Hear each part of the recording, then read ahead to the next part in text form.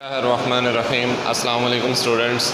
आज हमने डिस्कस करना है ओस्मोसिस एंड गार्ड सेल्स कि ओस्मोसिस और गार्ड सेल का आपस में क्या रिलेशनशिप है, या फिर ओस्मोसिस के ज़रिए गार्ड सेल्स जो है वो किस तरह उनकी शेप चेंज हो जाती है और वो किस तरह टर्जिड या फिर फ्लैसिड हो जाते हैं, और इसमें ओस्मोसिस क्या रोल प्ले करती है। इसके अलावा स्टोमेटा के साथ भी इसका कॉम्बिनेशन है कि स्टोमेटा ओस्मोसिस की वजह से ओपन होते हैं और क्लोज़ होते हैं किस तरह। ठीक है, तो आज हमने वही डिस्कस करना है, ओस्मोसिस एंड गार्ड सेल्स। आपके सामने ये डायग्राम बनाई गई है, ये लीफ की डायग्राम है। लीफ का इंटरनल स्ट्रक्चर है। तो लीफ के इंटरनल स्ट्रक्चर के अंदर आपने 4 चीज़ें या 5 चीज़ें याद रखनी है। एक है अपर एपिडर्मिस और एक है लोअर एपिडर्मिस। 2 चीज़ें ये हो गई, मतलब अपर एपिडर्मिस और लोअर एपिडर्मिस। तीसरी है मीज़ोफिल सेल्स हैं, ये जो सेंटर में बताए गए हैं। मैं इनको थोड़ा सा लेबल कर देता हूँ, अपर एपिडर्मिस, और इनके नाम भी आपने याद रखने। ये है लोअर एपिडर्मिस।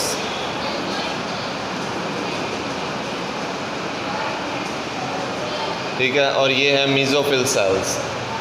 मीज़ो का मतलब होता है दरमियान में, और फिल का मतलब होता है पत्ता, लीफ। तो लीफ के सेंटर में जो सेल्स होते हैं उन्हें मीज़ोफिल सेल्स कहा जाता है। ये भी मीज़ोफिल सेल्स हैं, ये भी मीज़ोफिल सेल्स हैं। अब ये गार्ड सेल्स हैं। ठीक है, और ये जो सेंटर में एक सुराख है 2 गार्ड सेल्स के दरमियान में, एक देखें ये गार्ड सेल है, एक ये गार्ड सेल है। इसके दरमियान में ये गार्ड सेल की जो शेप होती है वो लोबिये की तरह होती है, और इसके बिल्कुल सेंटर में एक सुराख है, इसे कहते हैं स्टोमा। सिंगल हो तो स्टोमा, ज़्यादा हो तो स्टोमेटा। प्लूरल फॉर्म है स्टोमेटा, सिंगुलर फॉर्म है स्टोमा। तो स्टोमा है ये। अब स्टोमेटा ही नॉर्मली हम इसे प्रोनाउंस करते हैं क्योंकि हम प्लूरल फॉर्म यूज़ करते हैं। तो स्टोमेटा किस तरह ओपन होते हैं और किस तरह क्लोज़ होते हैं, ये आज हमने पढ़ना है। उसकी वजह है ओस्मोसिस। ओस्मोसिस की डेफिनेशन आप पढ़ चुके हैं, movement of water from the hypotonic solution to hypertonic solution. तो ये बात आपने याद रखनी है, फ्रॉम हाइपोटोनिक टू हाइपरटोनिक। बस ये आपने रूल याद रखना है, तो आपको ये बात आसानी से समझ आ जाएगी कि हमेशा वाटर की मूवमेंट होती है hypotonic to hypertonic solution. Hypertonic solution वो होता है जहाँ पर साल्ट कंसनट्रेशन ज़्यादा हो, तो हमेशा वाटर ज़्यादा साल्ट कंसनट्रेशन की तरफ मूव करता है। ठीक है, अब ये देखें, जब नाइट टाइम होता है तो उस वक्त गार्ड सेल्स जो हैं वो इस तरह होते हैं कि स्टोमेटा बंद होते हैं, इनके दरमियान में कोई सुराख नहीं होता। तो ये ओपन कैसे होते हैं वो हमने पढ़ना है। ये आपने ये पॉइंट यहाँ पर समझने वाला है, ध्यान से समझना है। ये बहुत ज़बरदस्त कॉन्सेप्ट है। अगर ये पॉइंट मिस हो गया तो आपको ये कॉन्सेप्ट समझ नहीं आएगा सारे का सारा। ठीक है, तो पॉइंट ये है कि जब सुबह होती है और सूरज की किरणें पत्ते के ऊपर पड़ती हैं तो गार्ड सेल के अंदर फोटोसिंथेसिस होने लग जाती है। यहाँ पर क्या होती है? फोटोसिंथेसिस। फोटोसिंथेसिस आप जानते हैं एक ऐसा प्रोसेस है जिसमें खुराक तैयार की जाती है, फूड प्रिपेयर की जाती है।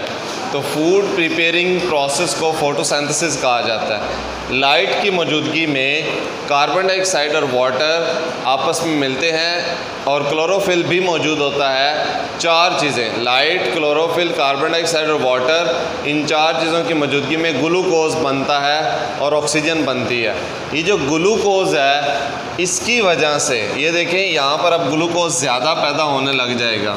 यहाँ पर ये ग्लूकोज पैदा हो गया, ये ग्लूकोज को मैं डॉट से शो कर रहा हूँ। ग्लूकोज जब यहाँ पे बनना शुरू हो गया तो गार्ड सेल्स के अंदर ग्लूकोज की कंसंट्रेशन इंक्रीज़ हो गई। ग्लूकोज को हम साल्ट कंसिडर करेंगे। ग्लूकोज जब इंक्रीज़ हुआ तो इसका मतलब है साल्ट कंसंट्रेशन इंक्रीज़ हो गई। सुबह होते ही साल्ट कंसंट्रेशन इंक्रीज़ होगी और गार्ड सेल के अंदर का जो सोल्यूशन है वो हाइपरटोनिक सोल्यूशन हो जाएगा। तो वाटर उस तरफ मूव करेगा जिस तरफ साल्ट कंसनट्रेशन ज़्यादा है। साथ वाले जो नेबरिंग सेल्स हैं, जो साथ मिले हुए हैं, नेबरिंग है, पड़ोस में सेल्स हैं, साथ वाले एपिडर्मल सेल से water inside the guard cell move करेगा। जब inside the guard cell move करेगा तो ये जो सेल्स हैं वो फूलना शुरू हो जाएंगे, स्वेल करना शुरू हो जाएंगे। जब ये स्वेल करेंगे तो ये इस तरह लोबिये की तरह इनकी शेप हो जाएगी और इनके दरमियान जो सुराख है, जो पोर है, वो ओपन हो जाएगा, स्टोमेटा ओपन हो जाएंगे। मतलब कि साल्ट कंसंट्रेशन ज़्यादा होने की वजह से सॉल्यूशन हाइपरटोनिक हो गया और वाटर की मूवमेंट हाइपरटोनिक सॉल्यूशन की तरफ हुई। इसे ही तो ऑस्मोसिस कहा जाता है, movement of water molecule from the hypotonic solution to hypertonic solution by crossing semi permeable membrane.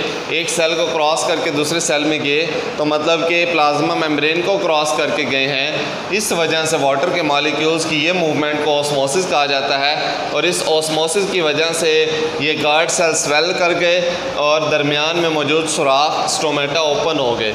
लेकिन रात के वक्त जब फोटोसिंथेसिस नहीं हो रही होती तो उस वक्त ग्लूकोज की कंसंट्रेशन डाउन हो जाती है, जिसकी वजह से सॉल्यूशन हाइपोटोनिक हो जाता है और गार्ड सेल का सॉल्यूशन हाइपोटोनिक होता है और एपिडर्मल सेल्स का solution as compare to guard cell hypertonic होता है। तो वाटर जो है वो वापस इधर एपिडर्मल सेल्स के अंदर आ जाता है और गार्ड सेल्स जो हैं वो पिचक जाते हैं, फ्लैसिड हो जाते हैं, सुकड़ जाते हैं। जब ये सुकड़ जाते हैं तो इनके दरमियान ये जो लोबिये वाली शेप है ये ख़त्म हो जाती है और इनका साइज़ थोड़ा सा छोटा हो जाता है और इनके दरमियान ये पोर ख़त्म हो जाता है, स्टोमेटा बंद हो जाते हैं, जिसकी वजह से गैसेस एक्सचेंज नहीं होता या रात के वक्त जो है वो ट्रांसपायरेशन नहीं होती। सुबह के वक्त ट्रांसपायरेशन भी हो रही होती है और ऑक्सीजन बाहर निकल रही होती है, कार्बन डाइऑक्साइड अंदर जा रही होती है, वाटर बाहर निकल के ट्रांसपायर हो रहा होता है। तो गार्ड सेल्स की जो है वो फ्लैसिडिटी या फिर टर्जिडिटी वो ऑस्मोसिस की वजह से है और ये फोटोसिंथेसिस का प्रोसेस स्टार्ट होता है या बंद होता है, इस पर डिपेंड करता है। तो असल में गार्ड सेल और ऑस्मोसिस का आपस में क्या रिलेशनशिप है कि गार्ड सेल्स के अंदर जो स्टोमेटा है वो ऑस्मोसिस की वजह से ओपन या क्लोज़ होते हैं। तो ये कॉन्सेप्ट बहुत इम्पोर्टेंट है, एक इम्पोर्टेंट शॉर्ट क्वेश्चन है, आपने इसे ज़रूर याद रखना है। आज के लिए इतना ही काफ़ी, बाकी इंशाल्लाह नेक्स्ट टाइम। अल्लाह हाफ़िज़।